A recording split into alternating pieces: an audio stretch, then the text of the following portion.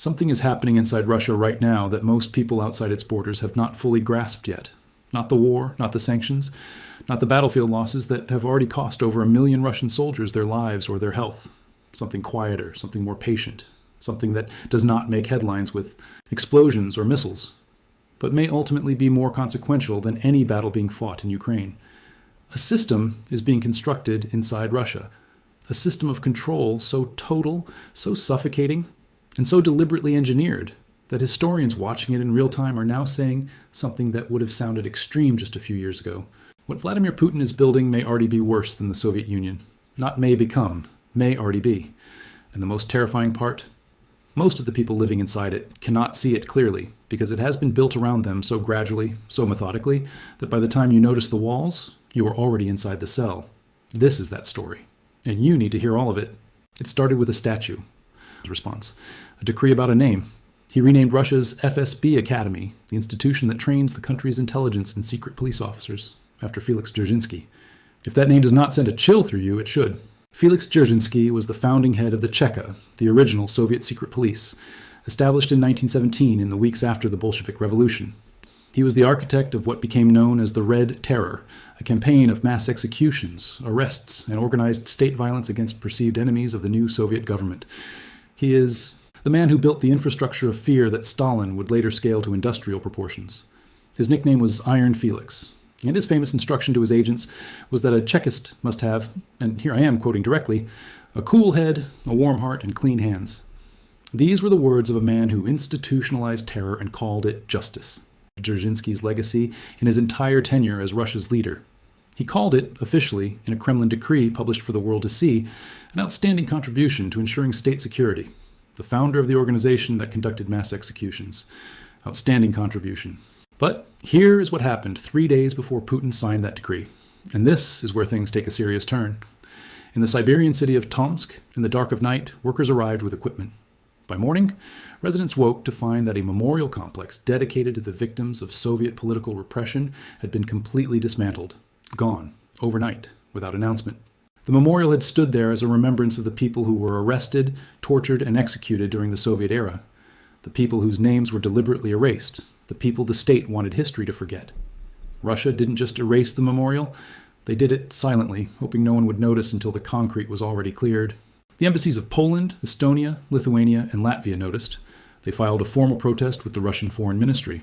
The Russian Foreign Ministry, in a response consistent with everything else happening in that country right now, ignored them. Think about what just happened in the span of 72 hours. The memorial to victims of state terror is destroyed in the night. Then the State Spy Academy is named after the man who built state terror. In the same week. This is not coincidence. This is a message. And it is being sent to everyone inside Russia who still remembers what happened the last time the secret police ran everything. But what most people don't realize is that the statue and the memorial are not the disturbing part. They are symptoms. The actual machine underneath is far more frightening. To understand how deep this goes, you need to understand what has been built since the full-scale invasion of Ukraine began in February 2022. Because what happened after that date was not just a military escalation, it was the activation of a domestic control apparatus that had been prepared, tested, and waiting. Within 8 days of the invasion, Putin signed a law imposing prison sentences of up to 15 years for spreading what the government called false information about the Russian armed forces. 15 years. For words. For a social media post. For a conversation overheard by the wrong person. This was not the end, it was the beginning. From 2022 through 2025, Russian authorities detained over 20,000 people for anti-war activities. Not combatants, not terrorists. People who held signs, people who laid flowers, people who posted on Telegram, people whose only act of resistance was refusing to pretend the war was something they believed in. In just the first 6 months of 2025 alone, Russian courts issued nearly 600 convictions on terrorism-related charges. That is a record for Russia's entire modern history. 600 terrorism convictions in 6 months.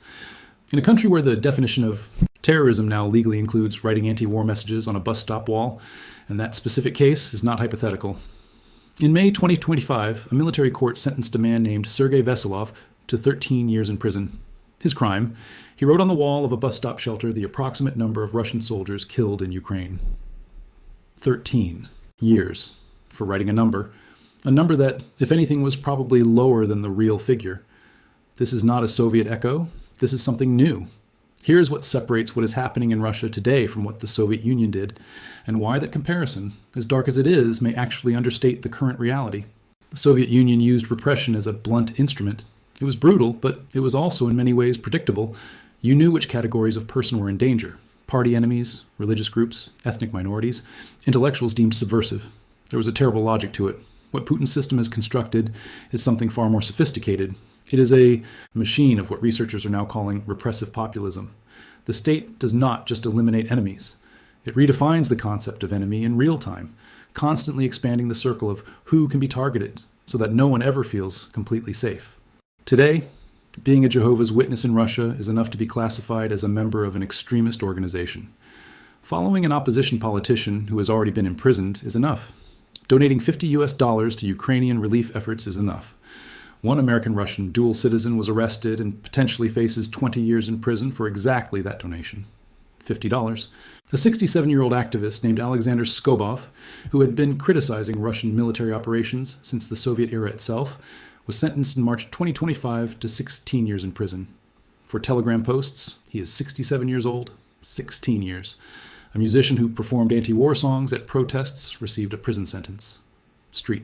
Musicians are now being arrested for playing the wrong melody in the wrong place. Russia's largest book publisher was raided by investigators for publishing a young adult novel featuring a same-sex romance. The staff were detained. The books were seized. Books, publishers, street musicians, 70-year-old dissidents. What kind of state is so threatened by a song? What kind of system is so fragile that a paperback novel requires a raid? The answer is one that knows its legitimacy does not rest on consent. But even all of that is not the most disturbing development, because what we have described so far is repression directed inward at Russians living inside Russia. What happened next changed everything. The Kremlin built the same machine outward. Russia is now running what researchers call transnational authoritarian repression, a formal, systematic effort to identify, intimidate, harass, and eliminate dissidents who fled Russia and now live in Europe, in the United States, in Canada, in Australia, anywhere in the world. The logic is chilling in its simplicity. The more Russians the Kremlin arrested and prosecuted at home, the more of them fled abroad. And rather than letting those exiles simply live their lives, the Kremlin made a decision. Exile is not a safe harbor. It is just a different kind of prison. The tactics are documented and specific. Politically motivated extradition requests filed through international legal channels designed to make foreign governments suspicious of Russian dissidents living among them. Denial of services, where Russian authorities refuse to renew the passports or provide documents to exiles abroad, leaving them in legal limbo in their host countries. Denial of entry, where returning Russians, even those who left years ago, are detained at borders. Surveillance of exile communities across Europe. Cases have now been documented in Poland, Estonia, Germany, France, and multiple other European states.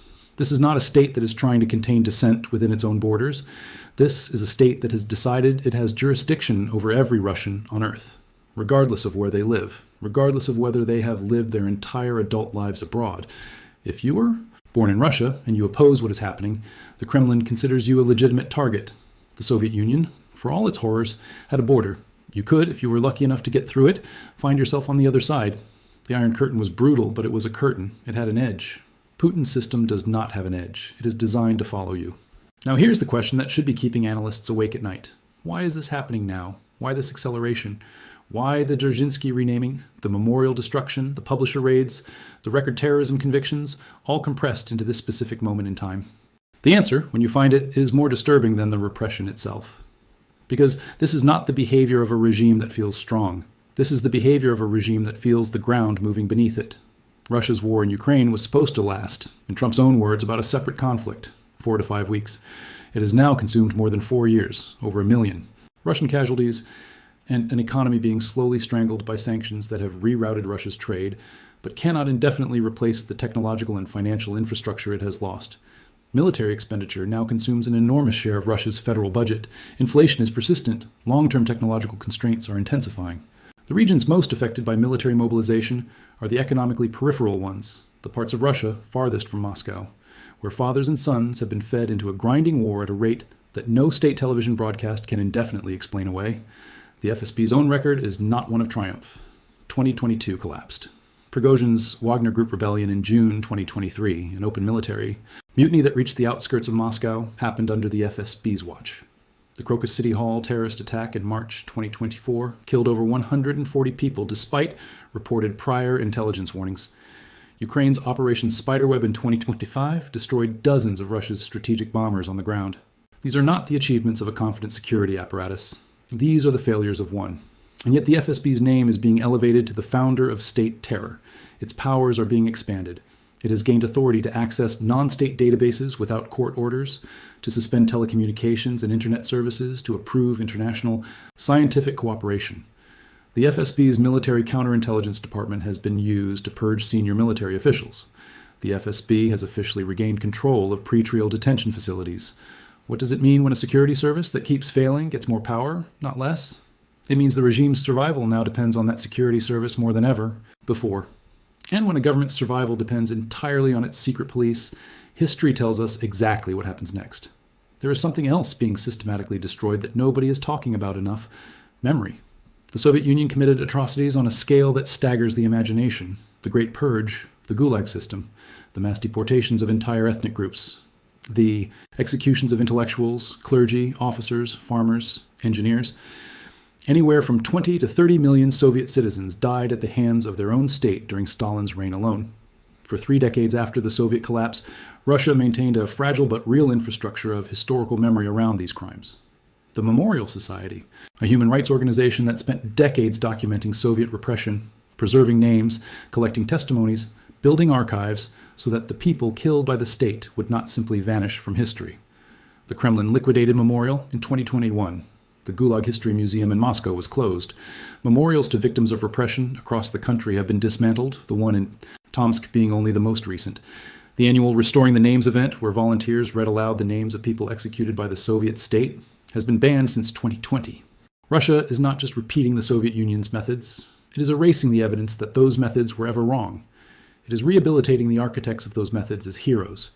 It is renaming its secret police academies after the men who invented state terror and calling it outstanding service.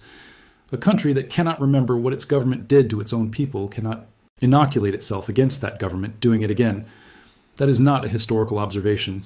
That is a description of what is happening right now in real time to a population of 144 million people. What does the individual human cost look like? Because statistics can become numbers so large they lose meaning. So let us look at specific people. A lawyer who represented Alexei Navalny, the opposition leader who was poisoned, imprisoned, and died in an Arctic penal colony in February 2024, was sentenced to 5.5 years in prison. Not for anything she did, for providing legal services to a client, for doing her job. Her colleagues received similar sentences, ranging from 3.5 to 5.5 years. A journalist was sentenced to more than 5 years in prison because her news organization had ties to Navalny's political movement. A woman with insulin-dependent diabetes was imprisoned, with access to medical treatment that her lawyers described as deliberately withheld. A pianist from a city in eastern Russia, who posted anti-war messages online, died in prison in 2024.